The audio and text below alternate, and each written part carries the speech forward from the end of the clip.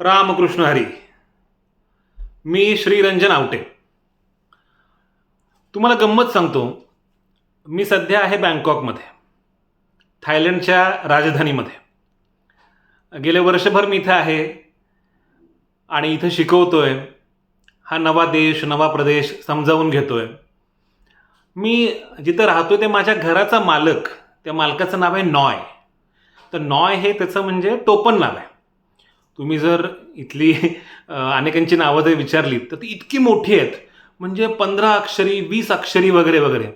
म्हणजे मी तर गमतीनं असं म्हणालो की वर्णमालेवरती सूड उगवतात की काय हे लोक, इतकं मोठं यांचं नाव असतं. तर असो, हा जो नॉय आहे, या नॉयचं वय आहे 68.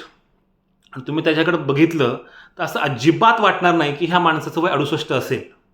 तो अक्षरशः लहान मुलासारखा असा तुरुतुरू धावतो, असा गोड हसतो, अतिशय प्रेमळ आहे, दररोज मस्त व्यायाम करतो. तो बौद्ध धर्माचा अनुयायी आहे, पण कुठल्याही प्रकारचं कर्मकांड करत नाही. तो इथल्या राजाला मानतो. सगळ्या गोष्टी अतिशय छान प्रकारे, ज्याला म्हणतो की कायद्याच्या चौकटीत सगळ्या करतो. त्याच्यासोबत माझ्या खूप छान अशा गप्पा सुरू झाल्या अगदी सुरुवातीच्या दिवसांपासूनच. म्हणजे बुद्ध असेल, गांधी असेल, नेहरू असेल.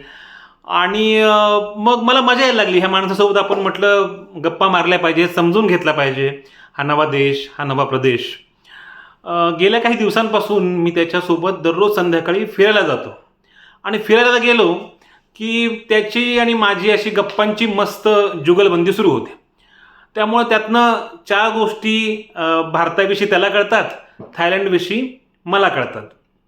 आत्ता अशीच गंमत झाली. परवा आम्ही गेलो आणि तिथले जे चालायला आलेले अनेक जण होते, त्यांच्या अंगावरती पिवळा शर्ट होता. तर तो म्हटलं, हे बघितलं, हे अनेक जण असे आहेत म्हटलं जे सोमवार खूप पवित्र मानतात, ते सोमवारी शक्यतो पिवळ्या रंगाचाच शर्ट घालतात. अरे बापरे म्हटलं, हे काहीतरी वेगळंच आहे आणखीन. मग त्याला म्हटलं, तुला माहिती आहे का, आमच्याकडे म्हटलं नवरात्र नावाचा एक उत्सव असतो आणि त्याच्यामध्ये दर दिवशी कुणी कोणत्या रंगाचं साडी नेसायची, कोणत्या रंगाचे कपडे घालायचे असं ठरलेलं असतं 9 दिवस. मग तो म्हटलं, अरे वा वा, इंटरेस्टिंगच आहे हे पण. मग त्यानं दिवाळीविषयी विचारलं. मग मी म्हटलं, अरे दिवाळी हे वेगळं, दिवाळी वेगळी, नवरात्र वेगळं. Diwali is a festival of lights वगैरे. आणि मग त्याला मी बोलता बोलता सांगितलं की आत्ता वारी सुरू आहे म्हटलं महाराष्ट्रामध्ये, वारीची खूप मोठी परंपरा आहे वगैरे वगैरे. बरं, एकतर ते सगळं आपलं मराठीमधली आपली सगळी जी परंपरा आहे ती त्याला इंग्रजीमध्ये समजावून सांगणं म्हणजे आणखीन दिव्य. म्हणजे ते जसं तुम्हाला आठवत असेल, वऱ्हाड निघाले लंडनला मध्ये, तो म्हणतो बस्ता म्हणजे काय.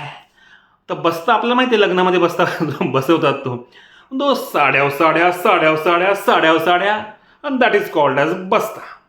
तर तसं मी आपलं कसं बसं त्याला समजावून सांगत होतो की बाबा ही वारी काय असते, विठ्ठल काय आहे वगैरे वगैरे.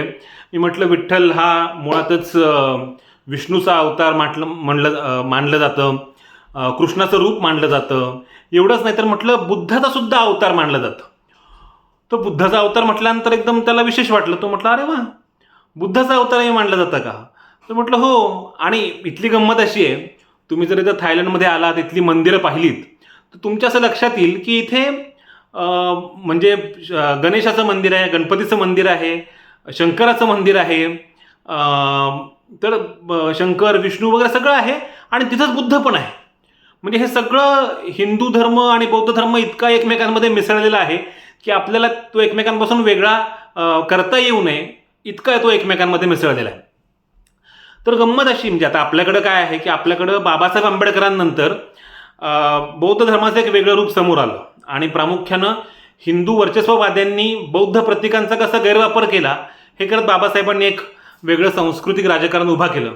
एनिवे, तो पुन्हा वेगळ्या चर्चेचा आणि वेगळ्या संशोधनाचा सगळा मुद्दा आहे. मी त्याच्याकडे जात नाही. पण मूळ मुद्दा असा की मी त्याला हे सांगत होतो आणि मग त्याला मी सांगितलं की अशी वारी असते आणि लोक महिना 2 महिने असं पूर्ण चालत असतात, शेकडो किलोमीटर, आणि लाखो लोक जातात म्हटल्यानंतर त्याला प्रचंडच आश्चर्य वाटलं.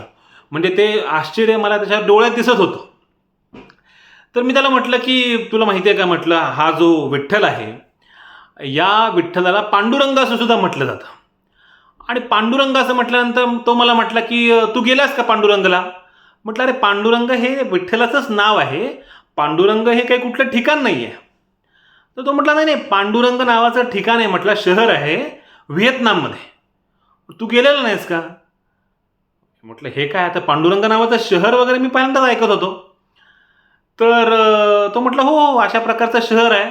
आणि मला विश्वास बसेना, म्हणजे आता आश्चर्यचकित व्हायची माझी पाळी आलेली होती. मी सर्च केलं आणि खरोखरच पांडुरंग नावाचं शहर मला सापडलं. व्हिएतनाममध्ये अशा प्रकारचं शहर आत्ताही आहे. फानरंग थपचम असं त्याचं नाव आहे थाईमध्ये, पण त्याला पांडुरंग असंही म्हणतात. आणि त्या फानरंगावरनंच हे पांडुरंग आलेलं आहे. फानरंग, फानरंग, पणारंग, पणारंग असं करत करत ते नाव आलेलं आहे. आणि मला फारच ती गंमत वाटली. म्हणजे आत्ता तुम्हाला माहिती आहे का, निन्न थुआन नावाचं साम्राज्य आहे, म्हणजे प्रांत जो आहे व्हिएतनाममधला, त्याची राजधानी ही आत्ताची पांडुरंग आहे. आणि त्याची गंमत अशी की मुळामध्ये व्हिएतनामचं पूर्वीचं नाव जे आहे ते होतं चंपा. आपल्याला माहिती आहे की चंपा नावाचं मोठं साम्राज्य होतं. आणि हे चंपा साम्राज्य म्हणजे त्याचं अगदी मूळ पार आपल्या बिहारपर्यंत येतात. तर त्या चंपा साम्राज्यामध्ये पांडुरंग नावाचं राज्यही होतं आणि शहरही होतं, म्हणजे त्याची ती राजधानीच होती खरं म्हणजे. तर तिथे चाम नावाचे जे लोक आहेत, चाम हा पुन्हा समूह पण आहे आणि भाषा पण आहे. तर त्यातला हा जो एक चाम राजा होता, त्यानं हे पांडुरंग नावाचं शहर इथं वसवलं. आणि का वसवलं त्यानं असं, पांडुरंग म्हणून का वसवलं असेल, तर तो स्वतःला पांडुरंग म्हणायचा. आपण स्वतःच पांडुरंग आहोत अशी त्याची स्वतःची धारणा होती. आणि त्याच्यामुळे हे राज्य आणि शहर जे आहे ते अशा प्रकारे वसवलं गेलं. मला फारच गंमत वाटली. म्हणजे तुम्ही बघा ना की एका बाजूला आपलं पंढरपूर, ज्या पंढरपूरचं मूळ नाव जे आहे त्याचं असं सांगतात एक ओरिजिन, एक व्युत्पत्ती, ते पांडुरंगपूरवरून आलं म्हणून. तर पांडुरंगपूर आणि तो आपल्या कल्पना आहे की इव्हन हा जो पांडुरंग थपचम हा जो शब्दप्रयोग आहे, म्हणजे हा जो शब्द आहे त्या शहराचा, हा सुद्धा त्याला संस्कृतचा आधार आहे, म्हणजे संस्कृतमधून आला असं म्हणतात. पौंड्रिकवरनं आलं असंही सांगतात. म्हणजे पाली, संस्कृत, त्याच्यानंतर मराठी, कन्नड अशा अनेक वेगळ्या भाषांमध्ये असा हा पांडुरंग वाहतो. आणि पंढरपूरपासून ते पांडुरंग, व्हिएतनामच्या पांडुरंगपर्यंत असा विठ्ठल हा कानडा राजा पंढरीचा सर्वत्र दिसतो. मला असं वाटलं की विठ्ठल सर्वत्र आहे, विठ्ठल इथं तिथं सगळीकडेच आहे, आपल्याला तो दिसत नाही. म्हणजे तुम्ही गंमत पहा, संत सावतामाळीला तो कांदामुळा भाजीमध्ये दिसतो, जनाबाईला तो दळताना भेटतो, चोखोबाला मंदिराबाहेरच्या पायरीवर येऊन तो मिठी मारतो. आणि तुकोबाची बुडलेली गाथा सुद्धा तो वर आणतो, वर काढतो आणि ती तिरंगत ठेवतो. जेव्हा नव्हते चराचर तेव्हा होते पंढरपूर, जेव्हा नव्हते चराचर तेव्हा होते पंढरपूर, जेव्हा नव्हती भीमा गोदा तेव्हा होती चंद्रभागा. म्हणजे असं म्हणणारे नामदेव जे आहेत ते एक प्रकारे आपल्याला हेच तर सांगत असतात.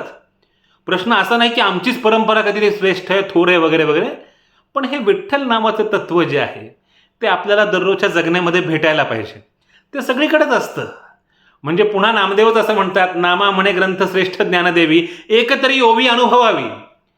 ही एक ओवी जर अनुभवता आली तर आपल्याला विठ्ठल भेटतोच.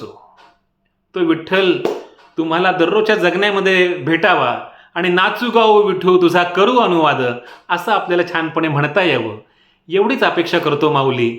रामकृष्ण हरी. धन्यवाद.